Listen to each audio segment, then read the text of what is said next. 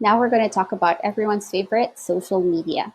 By definition, social media marketing is the use of the platforms that's available out there to connect with your audience, either to build your brand, to increase your sales, or to drive traffic back to your site. For me, there are three main uses of social media. And the first one is it acts as an extension of your website.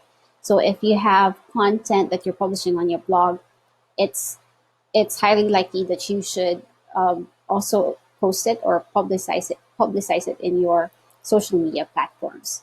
It's also a way for people to interact with you. So in this case, it kind of functions like an extension of your customer support. So either if they're considering to buy your product, they may have questions, or if they're already a customer and they have questions about their order status or they're having issues with their product. So it it helps with your customer support.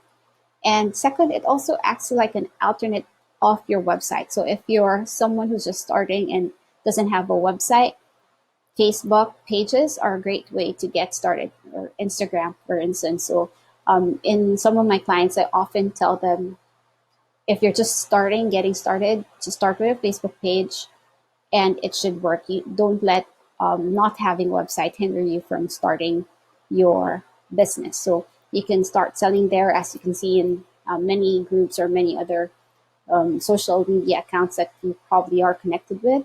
So later I'll show you an example of why I think this is such a great idea. So the second important function of social media, which I think is often overlooked, is it's a great social listening tool. So you can see what others are saying about you, about your brand, and it also gives you a peek one on what your competitors are doing, what kind of posts resonate with their audience, or which posts or media type of media are getting the most engagement, and you can see the actual language that are being used by your target audience, and you can use that for your marketing communications.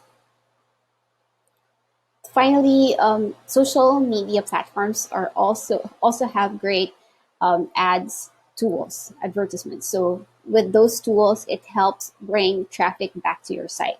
So there's a separate topic about ads, but yes, that's one of the main reasons social media marketing is a great um, digital marketing channel.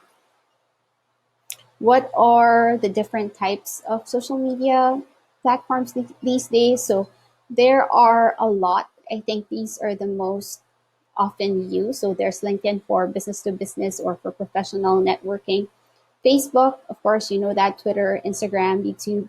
The latest one which is a bit controversial these days, TikTok, um, and Snapchat. So those two are targeted to the millennials and the Gen Z. And then Pinterest, yes, Pinterest still there. A lot of people that I know, especially the moms, still go there for recipes and inspiration for their home makeovers and whatnot. All right. So first, before diving straight into your execution in terms of social media, first always get started with your goal for your social media account. Is it going to be an extension of your customer support?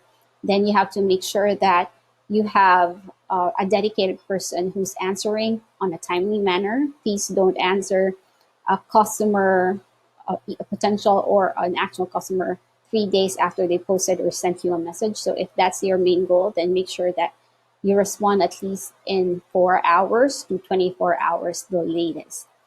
So next is build and engage with your community. So when people leave a comment or share your post, please interact with them. Make sure that no comment left is left unanswered, even if it's a bad comment, and especially if it's a negative comment. Make sure to respond to it, to treat it like you really care about that person, and you try to iron things out with that person. Next is this with this list that I mentioned. I don't mean to say that you have to be in all of those platforms. Just pick your priority channel. So it doesn't have to be five. I usually recommend starting with two or three. So, for instance, for my current work now, we're just focusing on two, and that seems to be working for us because we are in the business to business space. Next is find different content mixes and posting schedules. So while you can see some recommended number of posts per day per platform or the time of day, it really matters to your audience. So you have analytics tools behind each of these platforms. Please visit them. We have a separate topic for analytics, but those things will help you identify which times are the best times for your business or for you, and then how many frequency or how frequent you should post online. By content mix, I also mean don't just post like always a link to your blog. Change it, vary it with media, with videos, with podcasts, with audiograms, with other users' content, just to make it interesting for your audience.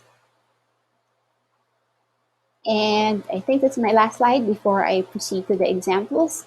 So don't also forget to prepare a crisis management plan. So I'll start with that because I think that's often overlooked.